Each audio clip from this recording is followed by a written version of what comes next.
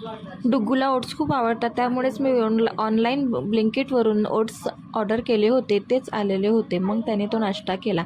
आणि दुपारी ना पुण्याहून आलेले पाहुणे, मामा वगैरे सर्व ना जायच्या तयारीमध्ये होते, कारण त्यांना परत जायचं होतं, कारण त्यांना कंपनीला सुट्ट्या नव्हत्या ना, म्हणून ते लवकरच वापस गेलेत. आणि दर्शू ना गाडीत बसला आणि तो उतरतच नव्हता, कारण त्याला ना कार खूप आवडते. आणि सर्वांनी असं बाय केलं आणि सर्वजण निघाले पुण्यासाठी. दर्शू तर खाली उतरलाच नाही, म्हणून ना समोर गेल्यानंतर त्याला जबरदस्ती खाली उतरवून आणलं. त्यानंतर राखीला जायचं होतं हॉस्पिटलमध्ये रुटीन चेकअपसाठी, त्याच्यासाठीच मी तिला दवाखान्यात घेऊन गेले होते. आणि तिचं रुटीन चेकअप झालं आणि डिलिव्हरीची डेट तिला मिळाली. येताना आम्ही राजराजेश्वर मंदिराचं ना दर्शन घ्यायलासुद्धा गेलो, कारण हॉस्पिटलमधून येताच ना रस्त्यातच राजराजेश्वर मंदिर लागतो. म्हणून म्हटलं गेलो आता तर दर्शन घेऊनच यायला पाहिजे. मग दर्शन